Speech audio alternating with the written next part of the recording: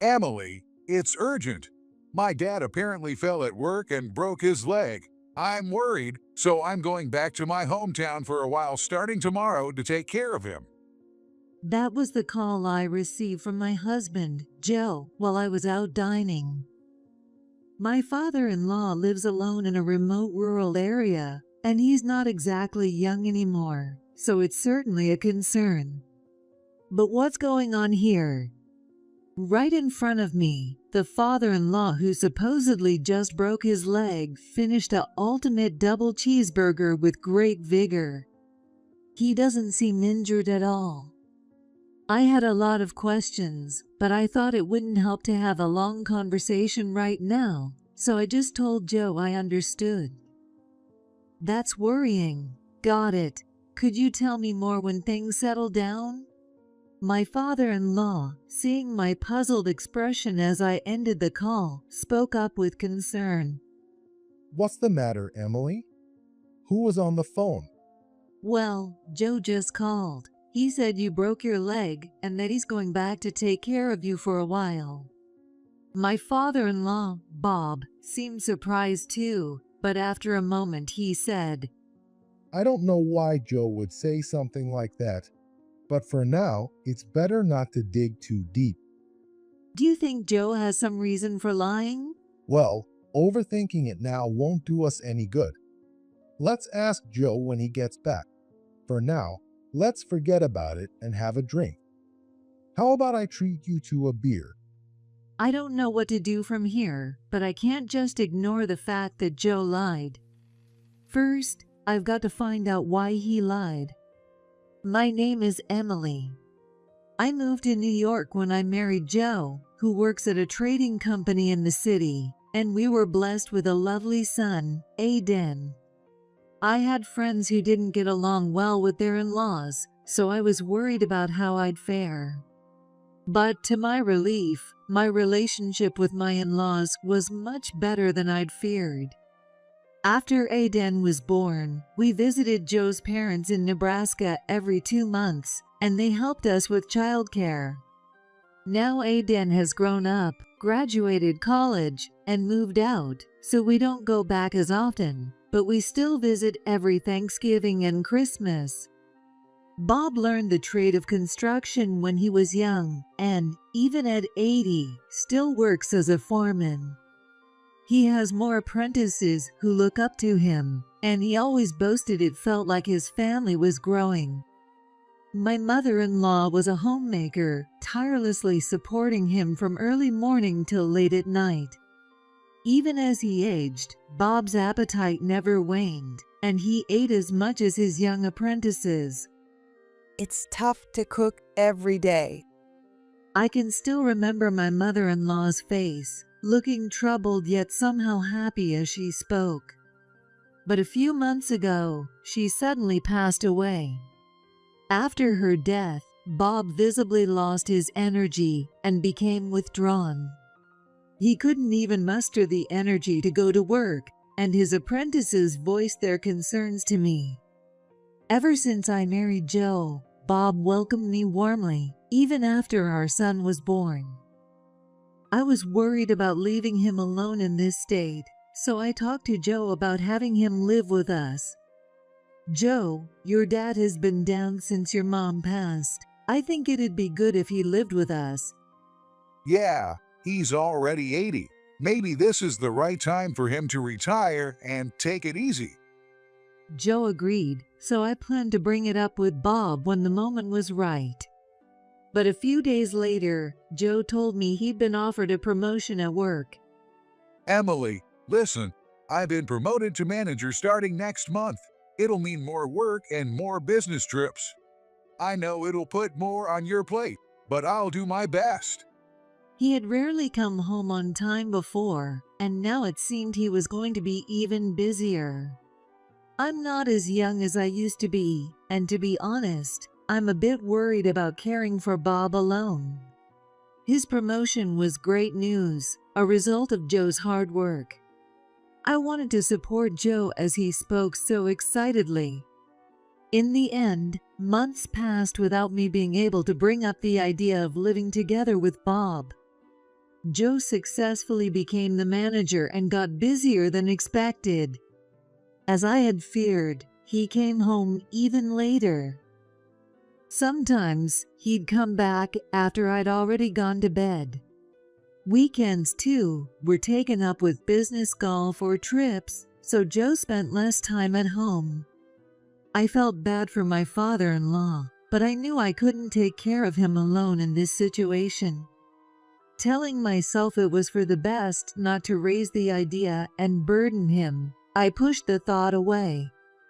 About a year had passed since my mother-in-law passed away when I got a message from Bob. Sorry for worrying you for so long. I've recovered and went back to work quite some time ago. Now I'm working energetically with my apprentices. Reading those words, I felt relieved and suggested visiting him at his place for the first time in a while.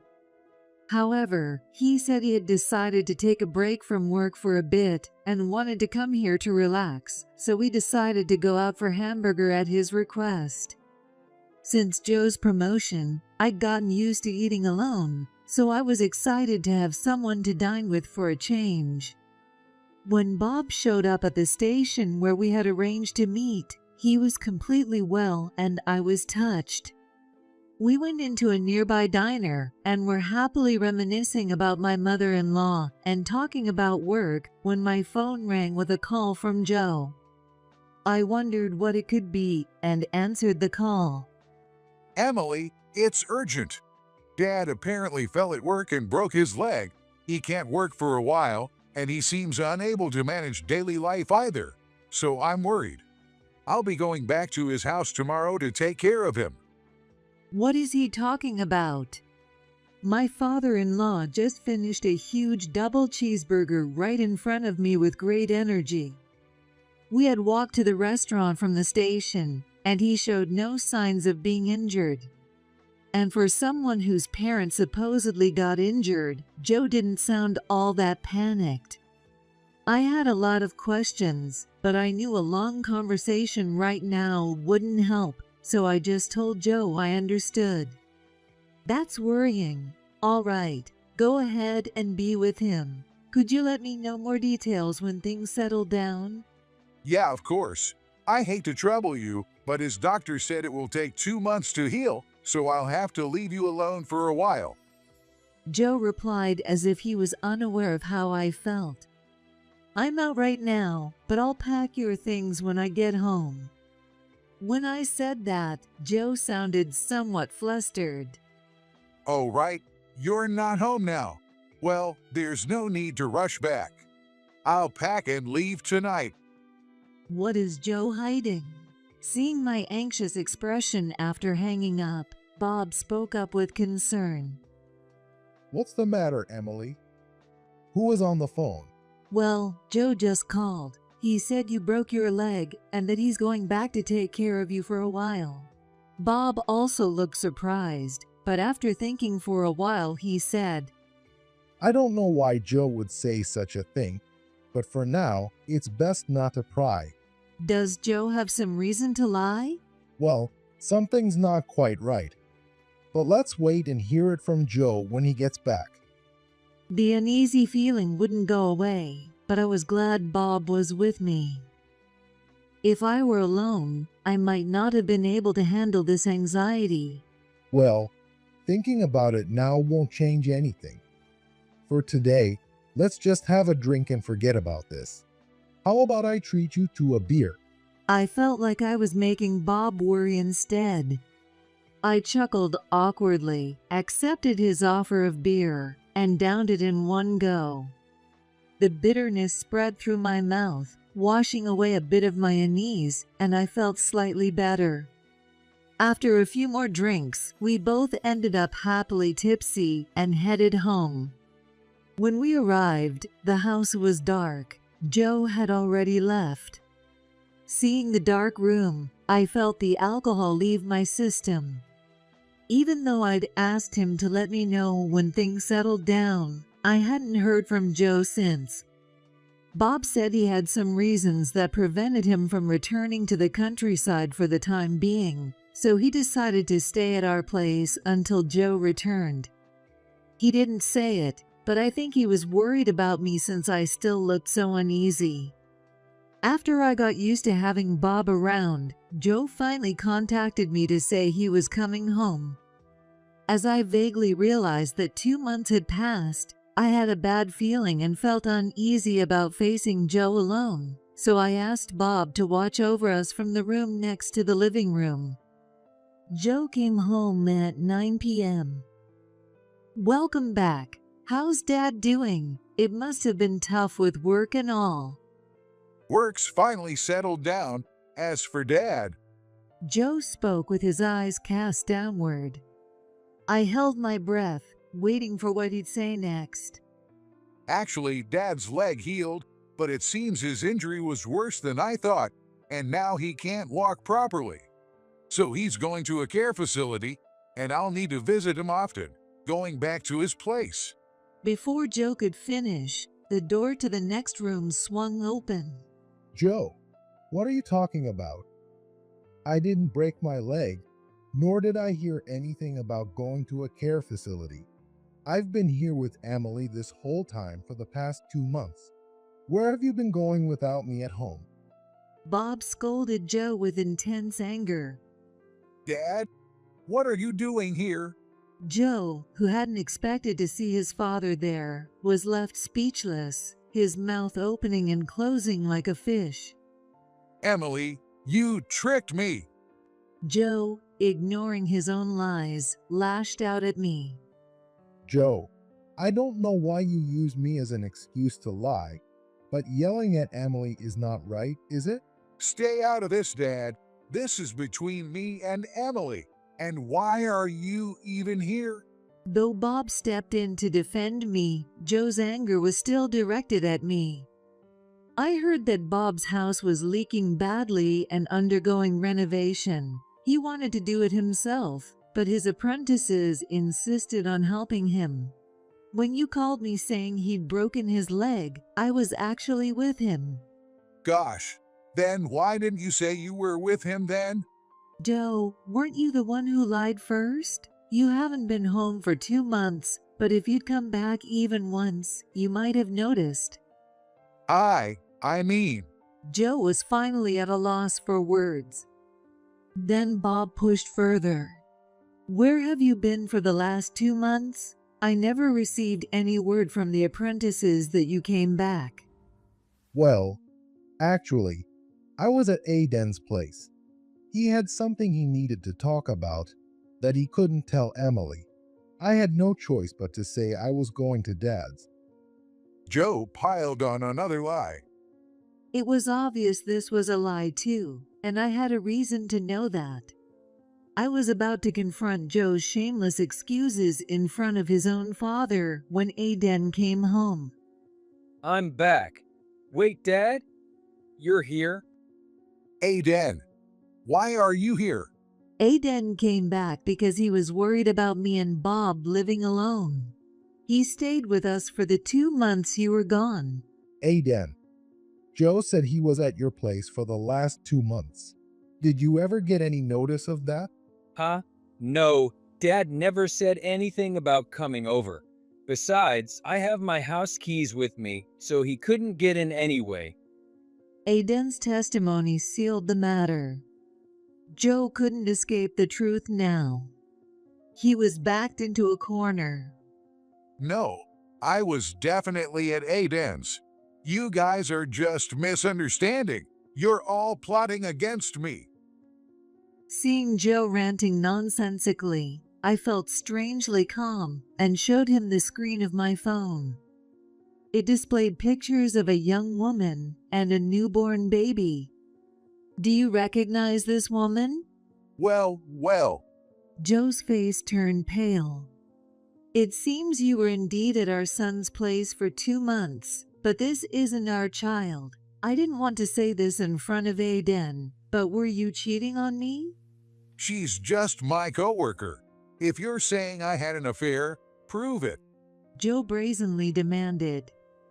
I slapped down the disturbing emails I'd received in front of Joe. This is the proof of your affair with this woman. My phone displayed numerous messages from Joe's mistress. I'm the one Joe really loves. Just leave him. Even at work, Joe is all over me. Joe said he prefers a young and beautiful woman like me over an old, wrinkled wife. The baby was born the other day. Looks just like Joe and me. Although the messages didn't include any pictures of the baby, they mentioned habits and physical features of Joe that only I, his wife, would know, making it impossible to dismiss them as just the mistress's fantasies. She probably thought that if she had a child, I would divorce Joe. Dad, were you lying and having an affair when Mom and Grandpa were going through so much? Joe, you even have a child? No. Unable to bear it anymore, Joe grabbed only his wallet and phone and bolted out of the house. An awkward silence hung in the air, but Aiden and Bob spoke up in bright voices. Well, Mom, you haven't done anything wrong. Let's just forget about today and get some sleep. That's right. Aiden's right. Emily, let me handle the cleanup today. Grateful for their kindness, I decided to turn in early for the night. However, the next day, a heap of nasty letters from Joe's mistress arrived. The mailbox was overflowing with paper, scribbled messily with hateful words. Don't think you can just panic now that Joe's about to dump you. Don't be jealous just because you're not the one he loves. Why don't you face reality and just give up? Stop clinging to your high-earning husband and get a divorce now. There was no sender's name, but it was clear who had written them. There were at least 30 letters. Apparently, after Joe stormed out of the house yesterday, he went to his mistress's place. He must have lashed out at her for contacting me. It seemed like the mistress was desperate to justify herself, unable to accept being scolded by Joe. I didn't want to further exhaust myself over something that wasn't my fault. When I consulted Bob, he advised me to contact a lawyer, so I went straight to a law office. After consulting with the lawyer, it was decided that we would demand alimony from both Joe and his mistress, inform the mistress that any further communication must go through the lawyer, and ignore any attempts to contact me directly. But the next day, Joe and the mistress showed up at the house together. It seemed they were upset about the demand for alimony. Ignoring the instruction to go through the lawyer, they barged into my home. Who do you think has been putting food on the table all this time while you've been just a housewife with no job? If you want to demand alimony from us, I won't be sending you any money for living expenses from now on. Joe tried to use money to threaten me, but in reality, he hadn't contributed to living expenses at all during the 2 months he was supposedly back home.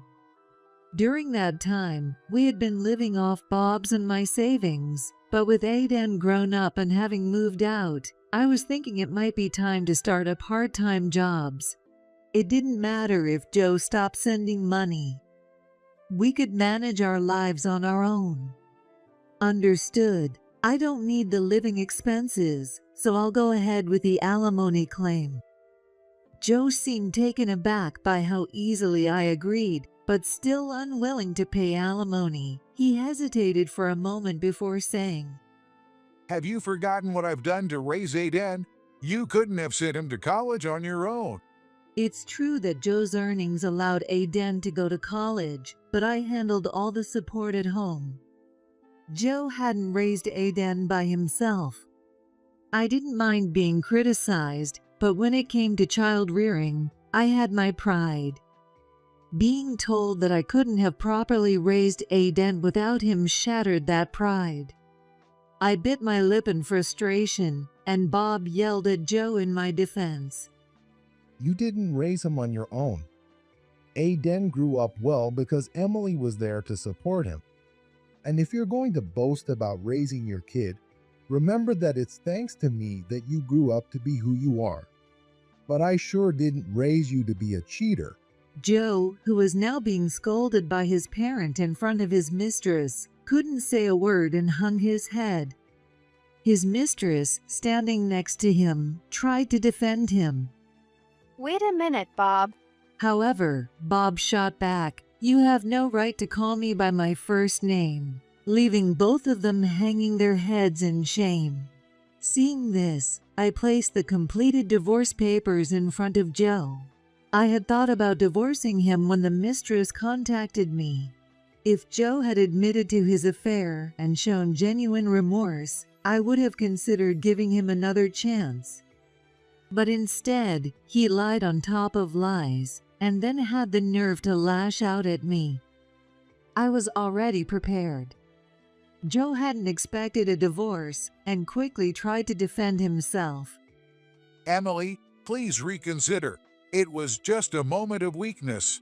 I don't care about this woman. I'll make it right, and we can keep going as a couple. Hearing this, the mistress standing beside him flew into a rage. Wait a minute. What are you saying? You promised you'd leave her and be with me. You said you couldn't see her as a woman anymore. Are you telling me you lied to me too? It was a momentary lapse. I never intended to be with you. But we already have a child. What are you going to do about this? I couldn't afford to have them start fighting here. Joe refused to sign the divorce papers no matter how many times I asked, but eventually Bob told him to sign it, so he reluctantly picked up a pen. Slowly, he filled in the necessary details, and after making sure everything was completed, I kicked Joe and his mistress out of the house. However, the two showed no intention of leaving. Joe was banging on the front door, begging to be let in, while the mistress yelled at him loudly. Emily, let me in. Listen to me. Hey, we're not done here. How dare you trick me? I'm going to sue you for marriage fraud. Hearing their loud commotion at the front door, Bob called the police, as it was becoming a disturbance to the neighbors. A few minutes later, hearing the police sirens, the two finally realized they were in trouble and fled the scene. Bob and I looked at each other, relieved as we glanced at the now quiet front door. After that, Joe kept trying to contact me to reject the divorce, but I ignored him and submitted the divorce papers. I then had my lawyer demand alimony again, and when Joe still refused, I told him, "If you refuse again, I'll take you to court. In that case, I'll have your salary garnished." Finally, he seemed to give up and agreed to pay the alimony. Perhaps Joe feared that a midlife divorce would damage his reputation at work, especially now that he had been promoted to manager. He was a very proud man. 3 months passed after our divorce, and I received several calls from Joe. Even after all this, he still couldn't follow the instruction to contact me through my lawyer. As I was about to turn off my phone to ignore him, another call came in. Of course, it was from Joe. Not wanting my call log to be filled with missed calls, I decided to answer. "Hello, what do you want now?" Emily, someone I don't know is living in my family home. What's going on? It seemed that Joe had been abandoned by his mistress and had nowhere to go, so he decided to return to his family home. But when he got there, he found strangers living in what he thought was his house, and they turned him away. "Oh, remember when I said your dad's house was undergoing repairs due to severe leaks? Well, the repairs are done. But after living with us, your dad felt it would be too much to live alone in the countryside. So he decided to sell the house and move in with me." What? I wasn't told about this. You sold my house without my permission. Joe yelled in rage, but I calmly replied, If you'd actually returned to the family home even once, you would have noticed the renovations and the sale. You didn't notice because you were lying. This is your own doing. Also, when you say, my house is, it was actually built in your dad's name. Since he agreed to sell it, there was no issue. I hung up the phone before Joe could respond. Soon after, I got a letter from the mistress. She ignored the directive to contact me through my lawyer and sent the letter directly to me. It was full of self-centered claims that she was the victim, arguing it was wrong for me to demand alimony from her and that she should be the one asking for it.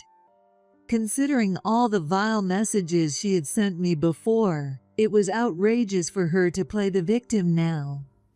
I ignored her demands and sent her a folder containing all the emails she had sent. This is what you did. Face reality and pay the appropriate alimony. I also informed my lawyer, who warned both Joe and the mistress not to contact me directly again. One day, after some peaceful time had passed, I received a message from the mistress's parents. I was tired of dealing with this mess, but they said they wanted to apologize for what had happened. They were her parents, after all. Even if they claimed to apologize, they might become upset. Worried, I consulted Bob and arranged to meet with them later, with my lawyer present. At a cafe, the mistress's parents were already seated, and unlike their daughter, they were serious and sensible people. They apologized to me profusely. Well, what happened to them after that? Since I hadn't heard from Joe or her since then, I asked her parents. They exchanged awkward glances before explaining what had happened. According to them, the mistress had barged into Joe's family home. However, the person living there was a complete stranger, and, like Joe, they were surprised by the visit. The resident, suspicious of being approached by strangers, consulted the police. Afterward, the police patrolled the area, and the mistress, who was lingering around the house, was caught and questioned. In the end, Joe and the mistress were released on the condition that they would not return to the area. But later, while investigating where Joe was living, the mistress discovered that he had been kicked out of both his home and his family house and was now living alone in an apartment near his company. The mistress barged into his apartment, resulting in a loud argument late at night. The mistress, who was supposed to be on maternity leave, stormed into the company in a furious rage, loudly talking about their affair and demanding alimony and child support, causing an uproar. As a result, Joe lost the trust of the company, was demoted from his managerial position, and is now treated like a pariah by everyone. She also was fired for causing a disturbance at the company, and feeling overwhelmed with the care of her child, she returned to her parents' home. Her parents learned the full story of what happened and came to apologize to me. Despite the incident, she was still their beloved daughter. The exhaustion was evident on their faces as they spoke of their intentions to care for their grandchild and firmly discipline their daughter. The mistress's parents were much more decent and kind than I had expected, and since they apologized profusely and paid the alimony on her behalf, we agreed to have no further involvement in the matter and ended the meeting that day. 3 months after meeting the mistress's parents, I received a request from Joe through my lawyer to reconcile. I wanted to cut off contact entirely, but since Joe hadn't yet paid the alimony, I checked the message. Apparently, Joe couldn't handle the cold stares from his coworkers and jumped at the chance to take early retirement when it was offered last month. He mentioned that he was currently job hunting but was sure he'd find work soon, promising that he had learned his lesson and would help around the houses more and take care of Dad, pleading for reconciliation. If Joe had truly been remorseful, he wouldn't have turned defiant when the affair was discovered. He wouldn't have angrily contacted me when he found out the family home had been sold.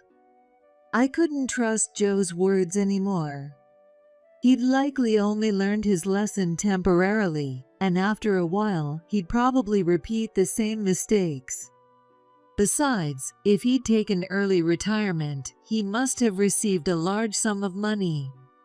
I wanted to get the alimony paid quickly and move on, so I declined Joe's request and demanded he pay the alimony. Unwilling to give up, Joe once again violated the order to go through the lawyer and showed up at my houses that night.